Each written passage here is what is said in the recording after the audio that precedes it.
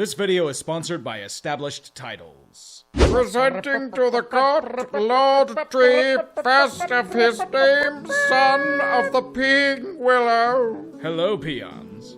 Are you ready to embrace your inner lord like I have? Do your credit cards, plane tickets, and dating profiles feel empty without a fancy title? I was once as lonely and desolate as you are, but I came upon an epiphany. A land known as Scotland. Landowners over there are referred to as lords, ladies, or lairds. Then my plan came into action.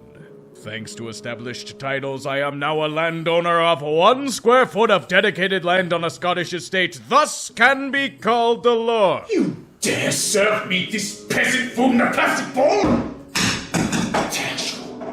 How dare! I love your police! My purchase came with this commemorative plaque, showing my fantastic name with the prestige that it desires. This certificate features a unique plot number where you can see the exact location of your land. And it can be yours, too. My spies have told me that the first 200 people who purchase a title pack will effectively be next to me on the plot. Together we can build an army worthy of the Pope. And then we finally take Jerusalem. I am still waiting on my claim! Best of all, with every purchase, a tree is planted throughout the world in partnership with One Tree Planted in Trees for the Future. So we can aid glorious reforestation efforts as we see fit. These make fantastic gifts for friends and family. There are even couples packs with adjoining plots of land. And they're running a fantastic Labor Day sale right now. Plus, you can save an extra 10% when using the code UTREE. Join and support me in the holiest crusade. Go to establishedtitles.com/UTREE to bequeath yourself a lord, lady, or laird today. Peasantry's rioting again. Kill them all! The NFC. A land of disparity and division, where the contrast between the elite and dregs is vast, and the middle class is slowly fading into nothing. Why does this sound like American economics? Perhaps we can ponder such questions by going over these teams. Their stories are quite diverse. We must keep Cowboy Nation in a state of dormancy. If they manage to become good, the fan base will never cease to shut the fuck up about them. To be fair, I don't know if they would even if they sucked. They'll claim it's a conspiracy against them or something.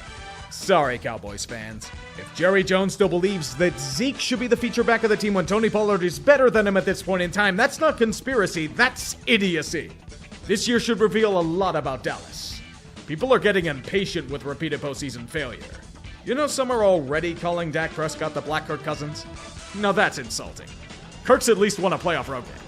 Speaking of the Vikings, Anthony Barr is here on the off chance they meet Aaron Rodgers in the playoffs again. But they have to get there first. Dallas is showing cracks in their exterior. Not just intentions, but Tyron Smith is stuck in the shop because his hamstring tore off his fucking knee. Who else is next to fall in the player ranks? They're gonna try and sneak without any timeouts again? It's the last chance for a ton of players in Giant Land. Dave Gettleman was able to sneak off after ruining the team, but his sloppy seconds are still around. G-Men can try to spin Daniel Jones as a good quarterback and Saquon having some semblance of health, but both are more than likely to be gone after this year. New regimes tend to prefer their own projects at skill positions. Maybe Kenny Golladay will score a touchdown and Kadarius Toney won't be completely misused. And maybe the entire team won't fall apart due to injury yet again. That's all the Giants are at this point. A bunch of maybes and false hope. I mean, they could win the NFC East, but that's if every single thing goes right. The division isn't too far removed from tank division status. And with their unsung defense, they could make noise in the future. That noise could be from Kayvon Thibodeau's injury or the fans wanting Dave Gettleman dead, but the possibility is there. No matter what happens from here on out, we can safely say that the Eagles have secured their greatest win since the Super Bowl. J.J. Arcega-Whiteside is God. His evil can no longer harm you, Philly. They even managed to kill the final boss of Jalen Reagor. These victories are to be celebrated with the acquisition of A.J. Brown.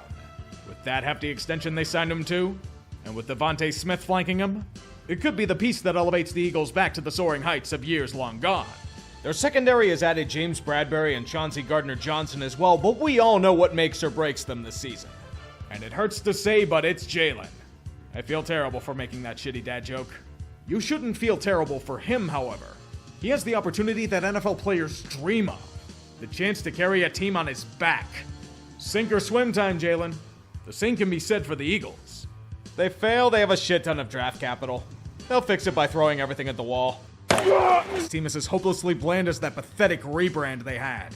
Sometimes I wish the commies would be exiled to living on a yacht. It's what Comrade Snyder would want. He's doing it to avoid being subpoenaed for his past damn good culture. In fact, take a look at the damn good culture he's built up at training camp for yourself. You'll get a nice view nobody's showing up to it. Would you want to see Carson Wentz in his last chance before he somehow chokes up in a key game again? I know some people about an hour or so up the road that would. There would be a defense led by Chase Young, but he's out for the first few weeks. Although he might be sacrificed to FedEx Field. It's relentless in its cruelty. And it matches Washington in its desire to kill anyone who enters. The real sleeper is Dan Snyder going scorched earth if the NFL tells him to fuck off. The secrets that man knows might make Epstein look like Fred Rogers. Oh boy. It's been an off-season for the Bears, hasn't it? Endless shedding of pieces. They might be trading Tevin Jenkins away. Every goddamn wide receiver they tried to bring in immediately got injured. And Roquan Smith wants to be paid a fair wage.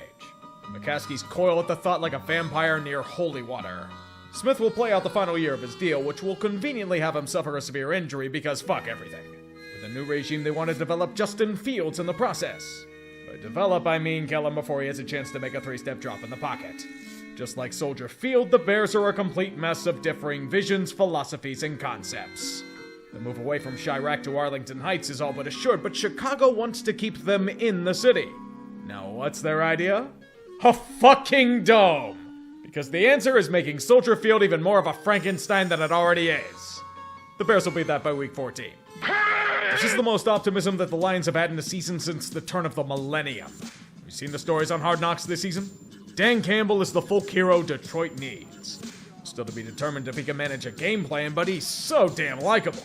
Unlike the past regime, you can see things progressing. If you're a Lions fan, that's all you need. They may be starting Jared Goff again at holes throughout the lineup. Jameson Williams is going to be out for a bit, but this year is continuing to build. They were a notorious pain in the ass team to play against last season. If you convert a few more of those one-score losses the other way around, now you're dealing with a grease fire. Give it oxygen. Let it spread out of control. Then Detroit will thrive again. Last year felt like the best chance they had at winning another ring. Like many years in the Rodgers era, the Packers pissed it away. The special teams hopefully won't be dog shit with Rich Bisaccia at the helm. But cap issues cost them a good chunk of their receiving core. Without reliable wideouts who know Aaron inside and out, things are looking sketchy there. The young, the unproven, and Randall Cobb. It unfortunately takes a good bit of time to generate chemistry, but Aaron's time is growing short. He's not happy with his new receivers, and they've taken notice. It's not all bad, though. Romeo Doubs looks like he could be a beast. And a good bit of the free agent class is going to be back. However, that Devontae Adams-sized hole is going to be looming large. If they can manage, the chances of failing in Lambeau in January become significantly higher. If not, same result. I argue the Vikings the most improved team in the NFC this season. Not because of what they added, but who they subtracted. Mike Zimmer was the main thing holding back this group from what they could be. Let's consider it like this. When players come out to shit on a coach for a culture of fear he built, things got toxic. With a fresh start, Minnesota has the talent to make noise. Dalvin Cook and Justin Jefferson are impact players. The offensive line will hopefully resemble a line. But the question has always been, how far can Kirk Cousins really take them? A lot of Vikings fans may hate him due to unfulfilled expectations, but I'll say once again, you can do a hell of a lot worse than Cousins under center. Need to remind you of the Tavares Jackson era? I think this year reveals that soon enough. First step to recovery is admitting you have a problem. Atlanta's problems are vast, yes, but the encompassing one was failing to recover from 28-3.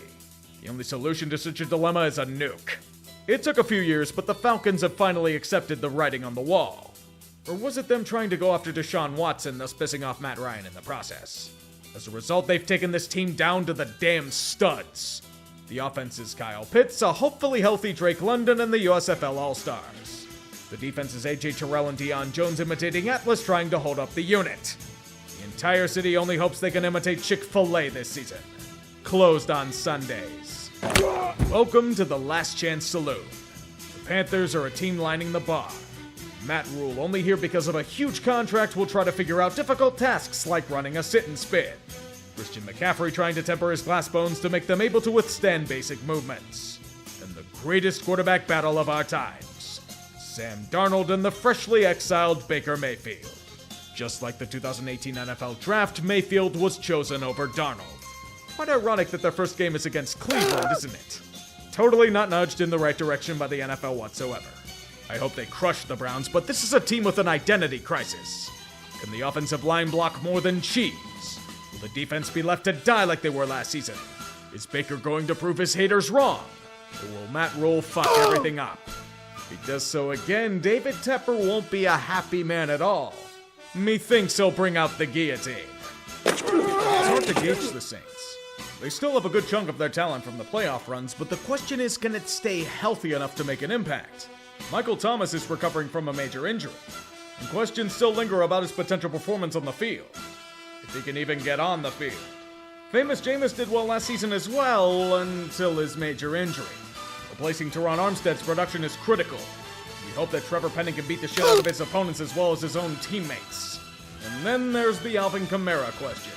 His ongoing assault trial keeps getting delayed, and a potential spin of the wheel of discipline this season might be in the cards. It's not all bad, though. The Honey Badgers come back home, and if all goes right, the Saints will be a force to be reckoned with. The problem is that a lot has to go right. Can we at least meet in the middle? Bruce Arians may be gone, but his spirit lives on. At least until he somehow gets the itch to coach again and takes a role on an NFL staff in some capacity. We all celebrated the end of Brady when he chose to retire, but like all good things, he engaged in tomfoolery. We want Adam Schefter's head for obvious reasons. However, Brady took a leave of absence during camp to be with family and stretch out his emotions in the process. Perhaps he took the break to learn mutant healing. Why do I say this? His offensive linemen are dropping like flies. Ali Marpet retired after the Super Bowl. Ryan Jensen was a coup to keep around, so the injury gods launched a coup against his health during camp. Aaron Stinney had a chance at a starting spot, but that was undone by, yes, a season-ending injury. Tristan Wirfs has had a nagging injury too. Not to be an alarmist, but Brady was looking somewhat mortal by the end of this past season. Without Gronk to aid him as a safety valve, the weakness for opponents to feast on may be in sight. They did add Julio Jones to hopefully not self-destruct like Antonio Brown did. And he hasn't gotten injured yet. I'm sorry, I probably jinxed it. Soap operas are the part of the football season I look forward to the most. In the desert, we may be seeing one begin to mold.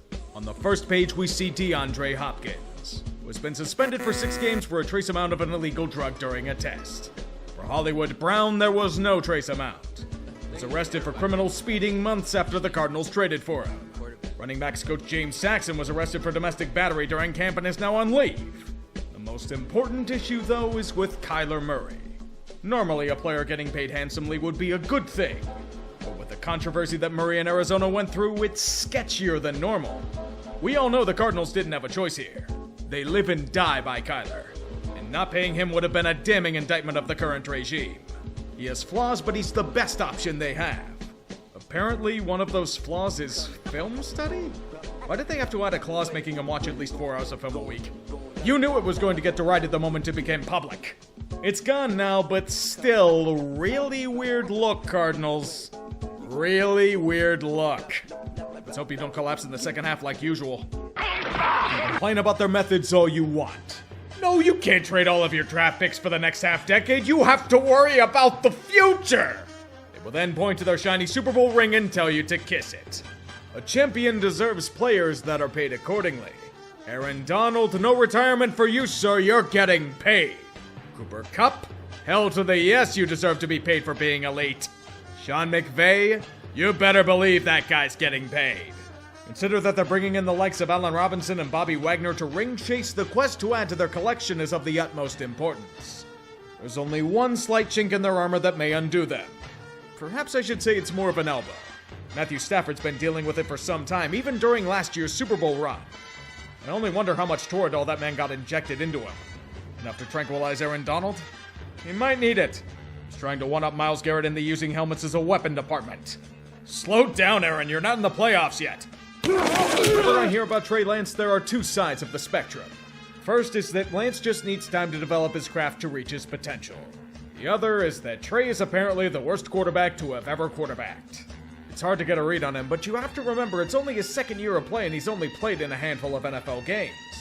It took Deebo Samuel a bit before he became what he is, and look at him now. He got what he desired in the end. The big bucks. When you have the weapons they have on offense adding Charvarius Ward to the defense, this is the year where the Niners need to take that next step. They've gotten very close to it, but they're missing that last piece to get them over the top. Kyle Shanahan and company feel the time is now. The Niners are going full bore with Trey Lance. It's not like San Francisco has a choice of QB either. Jimmy Garoppolo should have packed his bags a while ago. You mean to tell me that Jimmy's still a Niner? Well, this is quite awkward, isn't it? Not a real bad problem to have, at least if Lance is bad out of the gate, San Fran is a backup option? Everything is gone. All is fucked. The only things that remain from the Super Bowl years are the people that should have been fired years ago. Last year felt like the end, and now we know it was. Russell Wilson bailing out the team every time is now replaced by the puppet regimes of Drew Lock and Geno Smith. I am absolutely enthralled at how badly that will go. Bobby Wagner didn't even get the courtesy of a trade, they just told him to fuck off. You'd think the football gods would at least let Chris Carson be able to play, considering how the Seahawks are straight fucked. Now we just wait and see if DK Metcalf is the next to go. Or maybe it'll be Quandre Diggs. Or it could be Tyler Lockett. Maybe it's the sleeper pick in Jamal Adams. The mystery is enthralling to all of us. Except for the fans in Seattle. They will simply wither and die. Even with the teams that are choosing to blow it up and start from scratch, there is still plenty of intrigue with the NFC. So many teams desperate to win a championship or go far into January. And even more trying to make a name for themselves. The NFC East hasn't had a repeat champion in years. So I'm going to maintain that narrative and pick Philly to win it. The NFC North is still Green Bay's to lose, but they're slowly losing grip on their stronghold. The NFC South has a few suitors, but the Bucs are still too loaded to really fail unless they get injured to hell and back. The NFC West? Huge question mark, but I think the Rams are still the team to beat. But what about the wild cards? It's tough to choose, there are so many good options here. In this case, I'm choosing the Niners, Saints, and Vikings. Yes, the Vikings. I think people are sleeping on them. Then again, we've said this about them before, only for them to fall apart. Sorry about that, Minnesota. People always told me